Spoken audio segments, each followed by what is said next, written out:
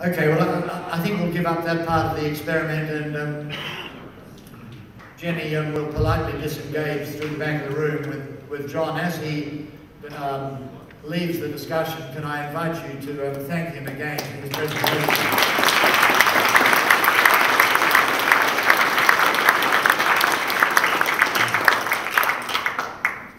Now, we just have we'll allow 2 more questions, I think, and then we must break for morning tea, but this is only the opening session. Fundamental issues have been raised. There will be plenty of opportunity for others to come back to them in later sessions.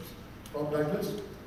Yeah, I think the point that came across very loud and clear from that presentation was the vital importance of simply getting contraceptive capacity out to a global community that needs it and isn't getting it.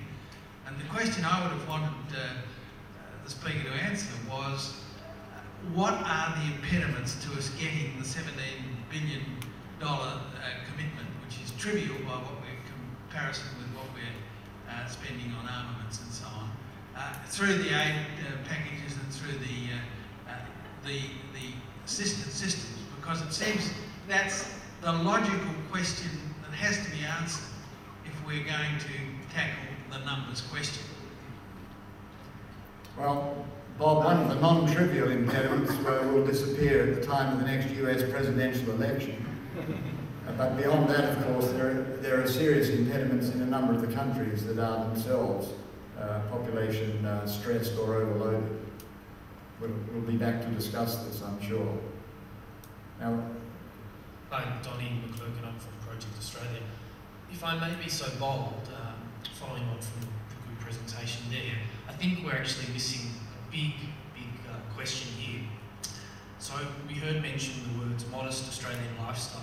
Well, I would challenge that if we could cut global population by half, let's say we had 3.5 billion people on the planet in the next 10 years, if all of those were living at a modest Australian lifestyle, I would challenge, given particularly Ted Turner's work and others, that we could live sustainably. So I think, as you often hear, there's so many issues that are inextricable, whether it's health, education, sustainability, but we need to start talking about not only reductions in populations and methods towards that, but a move to a more sustainable society around localised communities.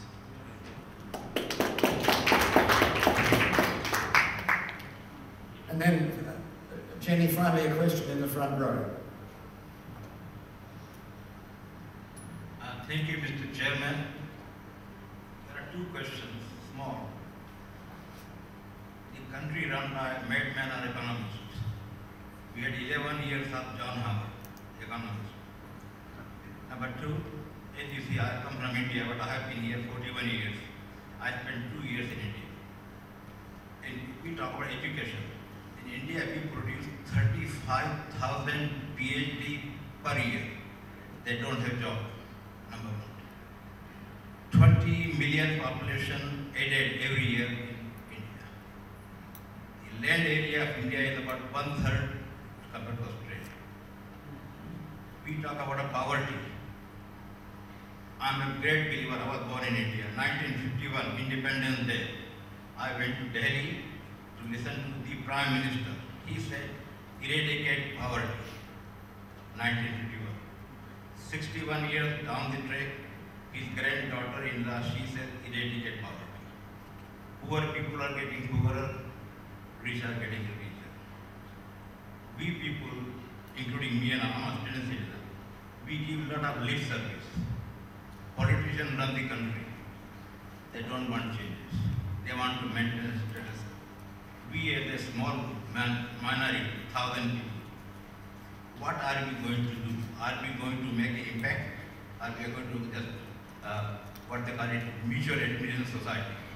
How we are going to make a difference? Thank you, sir.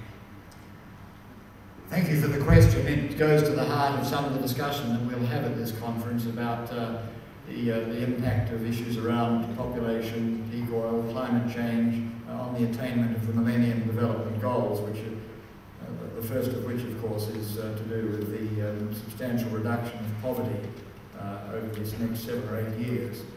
We're not doing very well, as you and others would know, but we must discuss this further later on. In bringing this first session to a close then, I think it's helpful to reflect back on one comment that Mal Washer made about the cultural, the value systems, the religious, and other such impediments to more informed,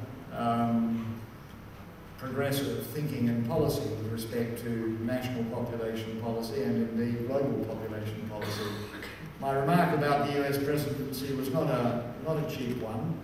If you're not aware, during the tenure of the Bush regime, the phrase family planning has been banned within the World Health Organization on pain of funds not being paid by the United States.